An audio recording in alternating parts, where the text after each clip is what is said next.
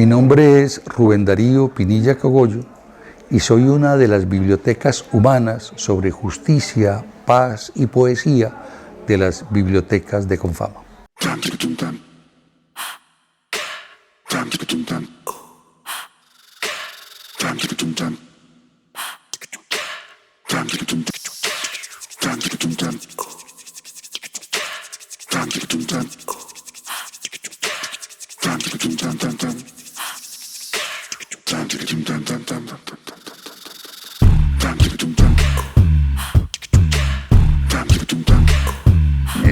Yo nací en Montería.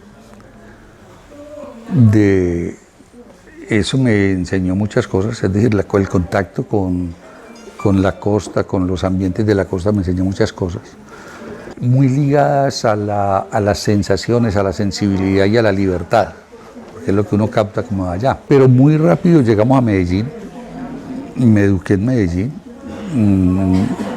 toda mi vida escolar fue acá. Me gradué, pues el bachillerato lo hice en el Colegio de San José y la universidad en la Universidad de Antioquia.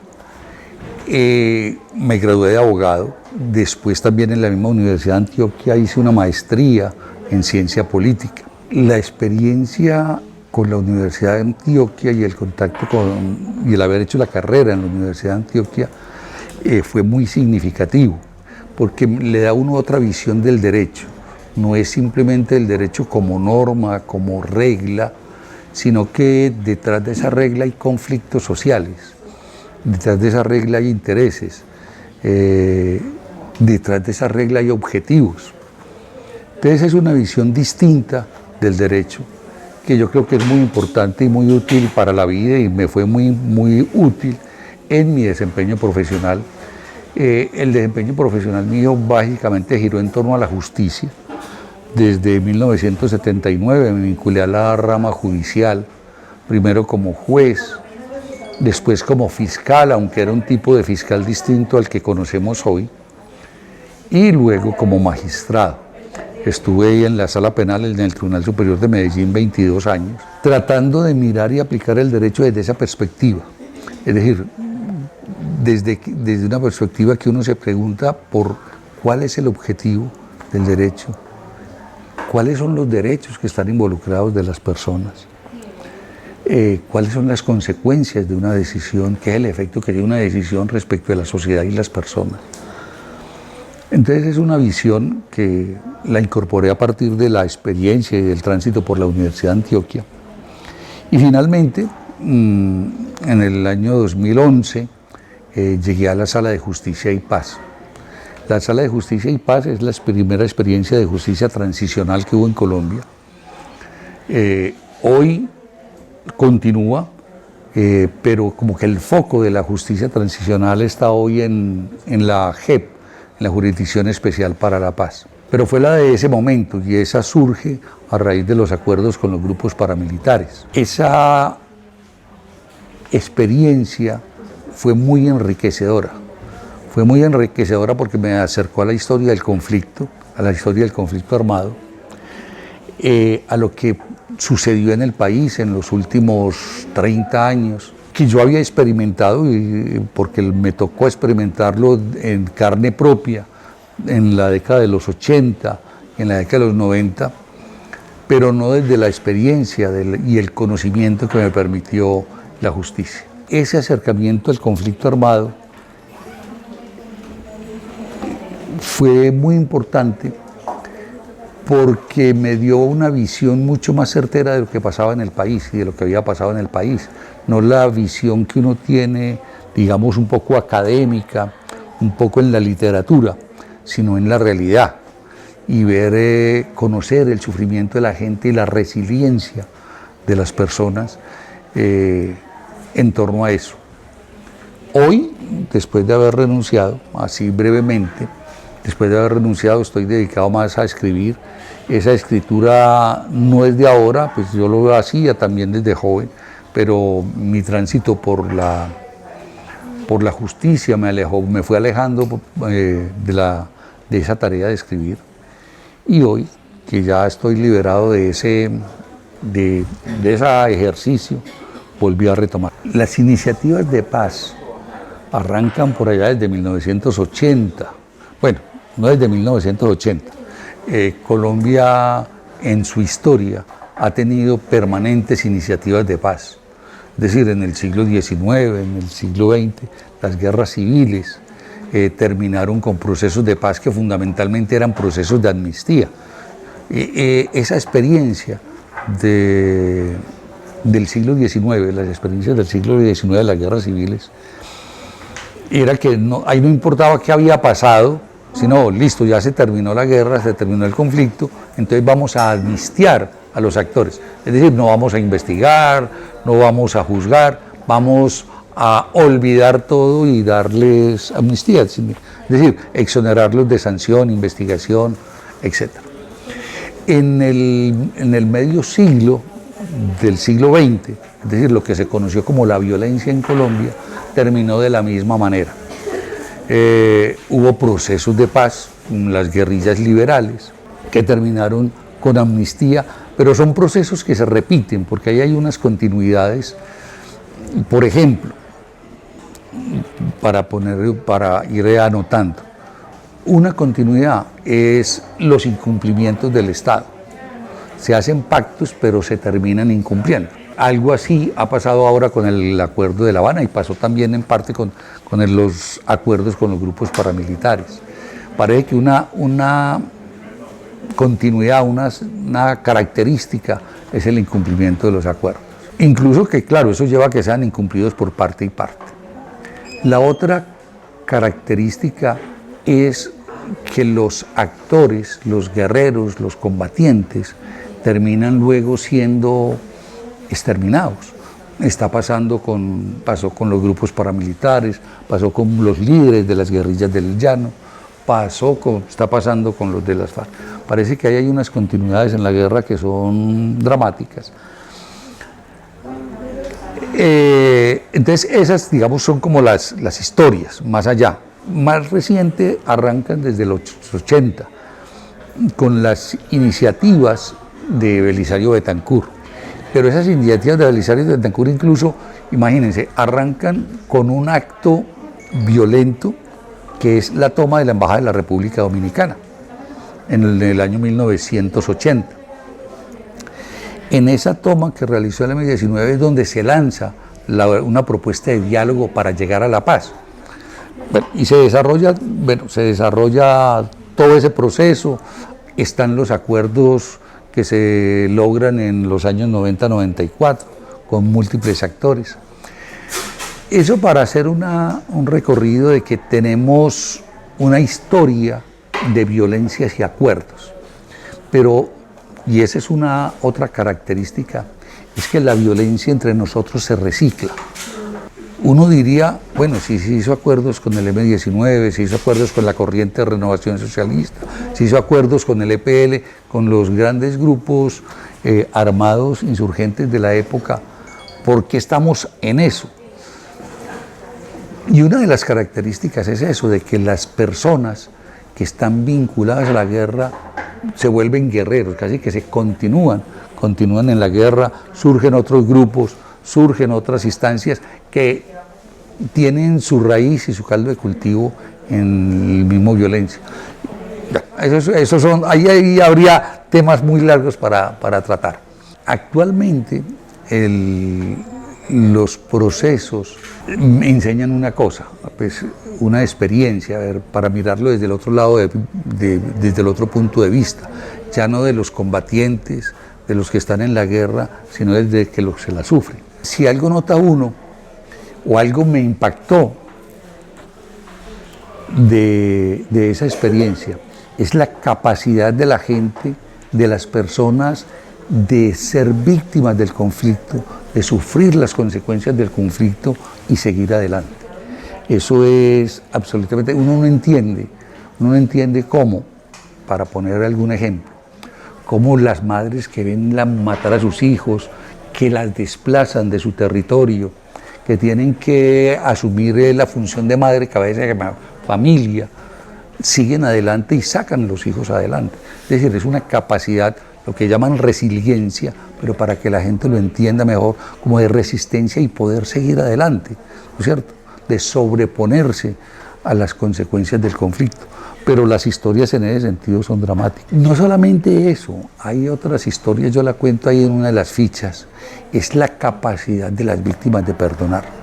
Eso es asombroso. Obviamente no todas perdonan, porque la huella que deja la guerra y las consecuencias de la guerra no es fácil de afrontar ni fácil de superar.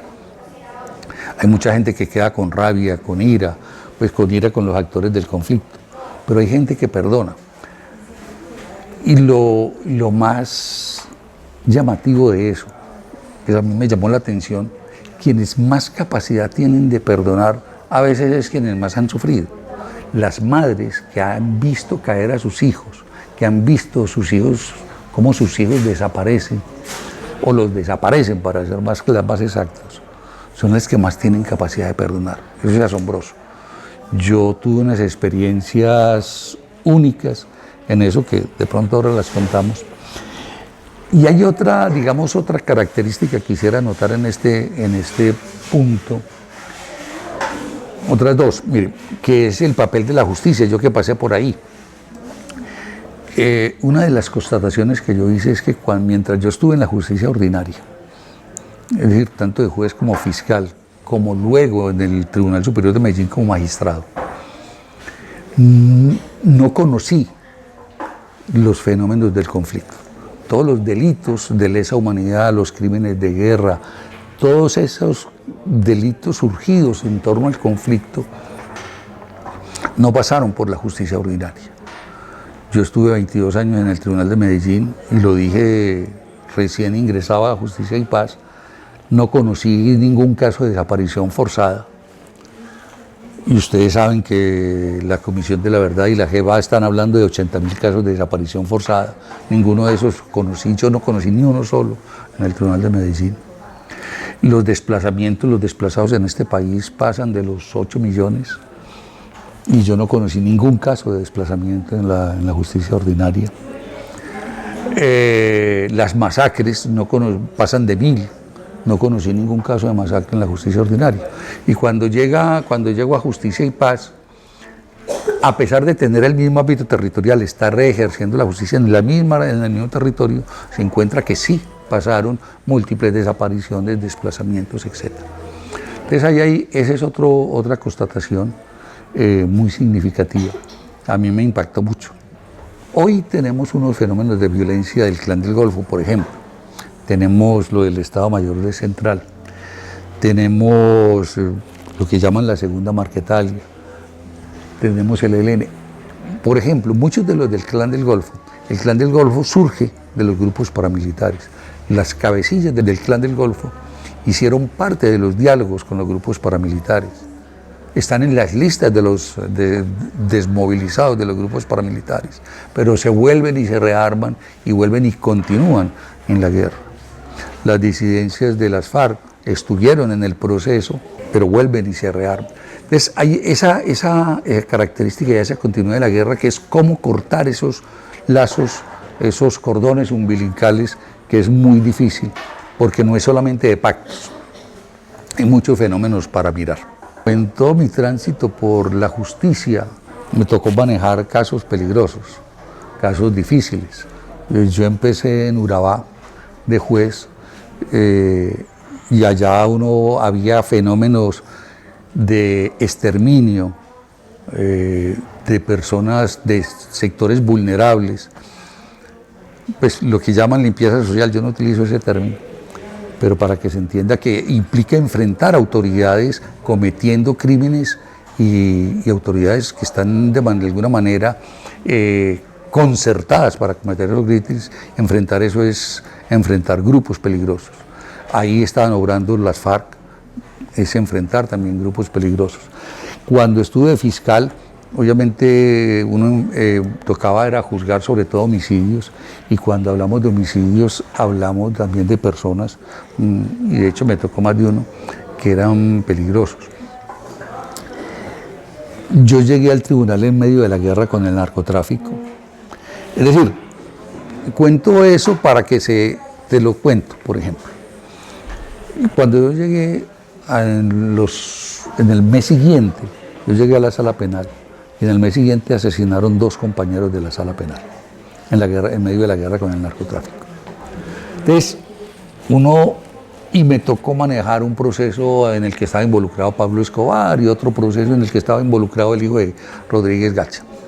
Entonces, uno en toda la vida, no solamente ahora, no solamente en Justicia y Paz, en la justicia le toca manejar casos difíciles y que tienen algún sistema de riesgo.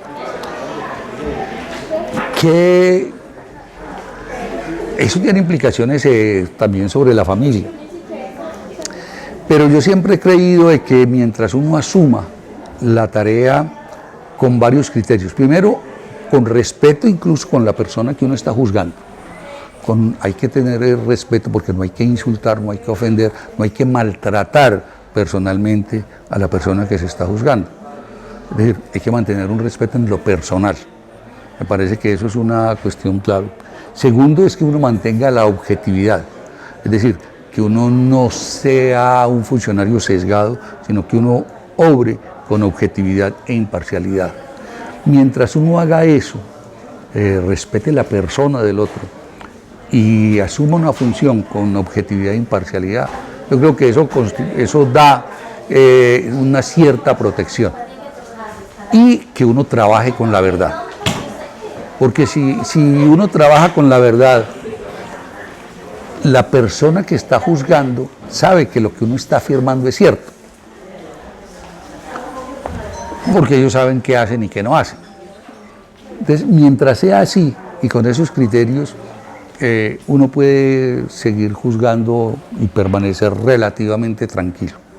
Las demandas de tiempo, las preocupaciones, el estrés que toca manejar en la justicia, le implica que uno va dejando de lado un poco la poesía. Además la tarea del juez es una tarea muy objetiva, es una tarea con una mirada sobre la realidad muy cruda, muy desnuda, analítica, y la mirada que hay de la poesía sobre la realidad es muy diferente. Es una mirada muy sensible que va más allá de las apariencias de la piel de las cosas. Entonces es como lo uno se va volviendo o va dejando de otro, porque la mirada de la realidad que da el abogado y el juez es diferente. Cuando renuncié a la Sala de Justicia y Paz, obviamente me quedó ese espacio. Yo tenía toda la carga que le queda a uno la Justicia y Paz, porque eso deja una huella. Es imposible, por lo menos para mí. Hay otros que lo hacen, pero para mí sí es imposible pasar por Justicia y Paz, pasar por el conflicto, conocer todo lo que fue el conflicto, la deshumanización del conflicto, cómo el ser humano se le vuelve casi que un objeto, se deshumaniza para poderlo vulnerar. Ver uno el sufrimiento de las víctimas, lo que la gente vivió, lo que la gente le tocó sufrir, los desplazamientos, es decir, todo eso es imposible sin que eso pase por uno, como dicen, un rayo de luz por un cristal. No, eso no es posible, eso lo marca uno, y lo marca uno definitivamente. Y entonces, a partir de todo eso y de situaciones personales, bueno, ya uno ha hecho la ruptura con la justicia, hay rupturas personales, sentimentales, entonces todo eso lo lleva uno a recuperar eso que había hecho antes. En estos días, en un taller, había alguna cuestión como que decía que a quien le pica ese veneno en algún momento puede tratar de dejarlo, puede olvidarlo por un tiempo, pero siempre regresará a él. Y creo que eso fue lo que pasó en mi caso. Bueno, ya eso lo tenía ahí, estaba como dormido, como olvidado, y resultó el espacio, tenía la experiencia, tenía las huellas, y entonces eso permite volver sobre la poesía, que el primer libro que publiqué tiene que ver precisamente mucho con ese tránsito por justicia y paz. Está marcado por ese tránsito. La primera parte, porque eso son como dos partes, la primera parte es todo eso, es toda esa huella que dejó ese tránsito por justicia y paz. Está marcado por eso. Posibilidad de vincular la poesía con la justicia, como hay posibilidad de vincular la poesía con la filosofía, pero no con la justicia humana, pues esa que dispensa el juez, no tanto esa. Es con mirar el mundo con ese sentido de justicia, con ese sentido de develar, de mostrar las desigualdades, las iniquidades. Eso así como profundiza en el hombre, en el ser humano, y se emparenta con la filosofía, ¿no es cierto? Cuando la poesía indaga por el ser humano, expresa el ser humano, los grandes cuestionamientos del ser humano, se emparenta con la filosofía.